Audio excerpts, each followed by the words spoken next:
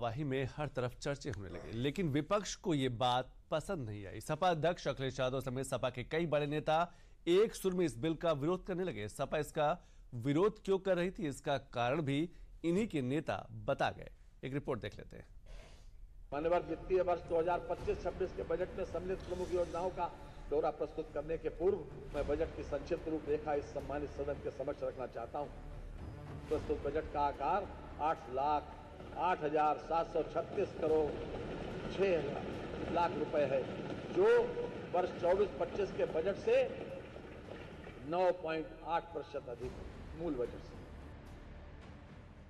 UP के वित्त मंत्री सुरेश खन्ना ने जैसे ही ये ऐलान किया, योगी सरकार के नाम एक और इतिहास दर्ज हो गया। इतिहास अब तक किसी भी राज्य की तरफ से सबसे बड़ा बजट पेश करने का बना।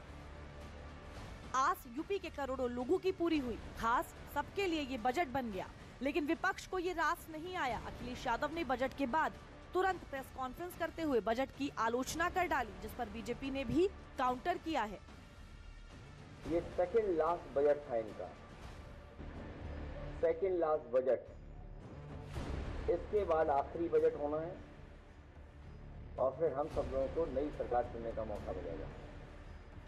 श्री अखिलेश यादव जी को शायद अपनी सरकार के कालखंड का समय याद आ रहा होगा, क्योंकि उन्होंने 5 सालों में उत्तर प्रदेश को 2012 से 2017 के बीच उत्तर प्रदेश को खोखला कर दिया, अर्थव्यवस्था को चौपट कर दिया था, कानून व्यवस्था ध्वस्त हो गई थी। शायद अखिलेश जी अपने उस कालखंड को याद कर रहे होंगे। सियासत में विपक्षी दल के लिए मौके ही मौके होते हैं, फिर चाहे वो सरकार की तरफ से किया गया कोई अच्छा काम हो या खराब। अब योगी सरकार का अब तक का सबसे बड़ा बजट पेश हुआ तो सपा ने इसमें भी मौका ढूंढ लिया है और निशाना 2027 पर साधने में जुट गई है। लेकिन बीजेपी भी पीछे नहीं है। बीजेपी ने भी सपा के इस रवैये पर करारा पलटवार किया है। देखिए, ये बजट एक बड़े घोटाले की पटकथा है। अगर यही विकास है तो जनता को अंधकार से कोई शिकायत नहीं होनी चाहिए। तो इसलिए मैं इस बजट को पूरी तरह से खारिज करता हूं और सरकार से आग्रह करता हूं कि अगली बार जुमलों के किताब की बजाय जनता की जरूरतों के बजट बनाए। 2027 में जनता के हित में हम बेहतर बजट लाएंगे। बजट में लफाजी बहुत, जनता के लिए कुछ नहीं। मुंगेरी लाल के हसीन सपने न देखें। 27 में या 27 के बाद भी समाजवादी पार्टी उत्तर प्रदेश में नहीं आने वाली है, तो मुंगेरी लाल के हसीन सपने देखना बंद कर दें।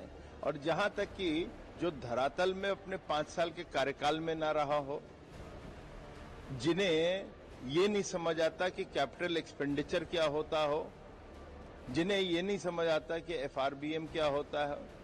अरे जहां FRBM 3% से नीचे है उसकी तारीफ करनी चाहिए, तो इनको समझ नहीं आता। तो अपने शब्दों को वो लफाजी की तरीके से ना बोलें। कहीं समझ आता तो आज प्रशंसा करते और कहते इससे शानदार बजट योगी जी आप दे नहीं सकते थे। यूपी में 2027 में विधानसभा के चुनाव हैं। सपा पिछले 2 टर्म से सत्ता से बाहर है और इसीलिए सपा अब योगी सरकार के हर काम से अपना सियासी निशाना सीधा 2027 पर साधती है। लेकिन बीजेपी के पास विपक्ष के निशानों का काउंटर भी धमाकेदार ही होता है। चुनावी सीजन में जो बाबा साहेब अम्बेडकर का मुद्दा विपक्ष के बयानों में छाया रहता है, वो योगी सरकार की तरफ से पेश किए बजट के ऐलान में इस बार शामिल रहे। योगी सरकार लखनऊ में बाबा साहेब भीमराव अम्बेडकर स्मारक और सांस्कृतिक केंद्र की स्थापना करने जा रही है। हम सब संविधान के शिल्पी बाबा साहब भीमराव अम्बेडकर, जिनके नाम पर डबल इंजन की सरकार लखनऊ में बाबा साहब भीमराव अम्बेडकर स्मारक और सांस्कृतिक केंद्र की स्थापना कर रही है। संविधान के 75 वर्ष की इस यात्रा के लिए उन्हें विनम्र श्रद्धांजलि अर्पित करता हूं और यह केंद्र बहुत शीघ्र बाबा साहब भीमराव अम्बेडकर के विचारों का एक केंद्र बनकर के संविधान की मूल भावनाओं के अनुरूप वंचितों को वरीयता देने के क्रम को तत्परता के साथ आगे बढ़ाएगी। यह एक नया माध्यम होगा और इसी को थीम में रख करके हमने 2025-26 का अपना बजट प्रस्तुत किया है। सपा समेत विपक्षी दल जिन मुद्दों के मोहरे से बीजेपी पर सवाल उठाते हैं, बीजेपी ने इस बजट से विपक्ष को उन मुद्दों पर करारा जवाब दिया है। विपक्ष रोजगार पर सवाल उठाता है। योगी सरकार ने रोजगार का भी ऐलान इस बजट में किया। योगी सरकार ने इस बजट में 92,000 नौकरियां देने का वादा किया है।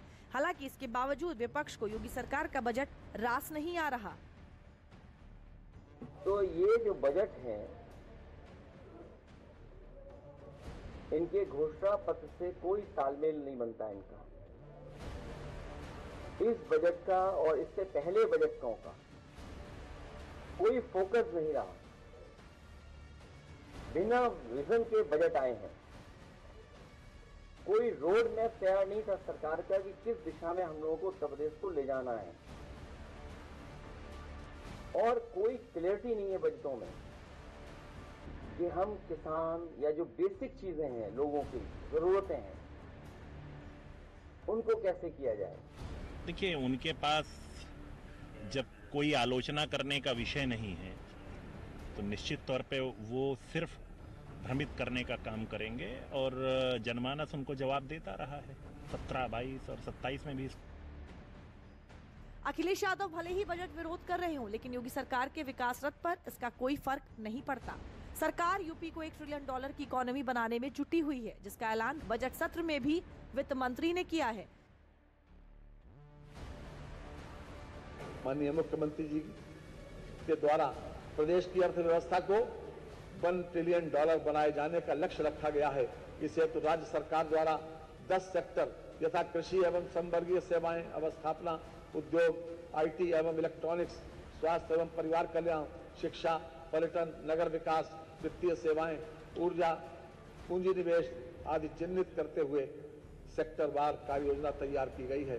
प्रदेश सरकार के संबंधित विभागों द्वारा सेक्टरवार कार्य योजना पर कार्य चल रहा है, जिसकी समीक्षा नियमित रूप से की जा रही है। योगी सरकार का विजन साफ है। यूपी को $1 ट्रिलियन की इकोनॉमी बनाना है, और जिस तरीके से पिछले कुछ समय में यूपी की अर्थव्यवस्था में आस्था के माध्यम से बूम आया है, ये सपना भी जल्द साकार हो सकता है।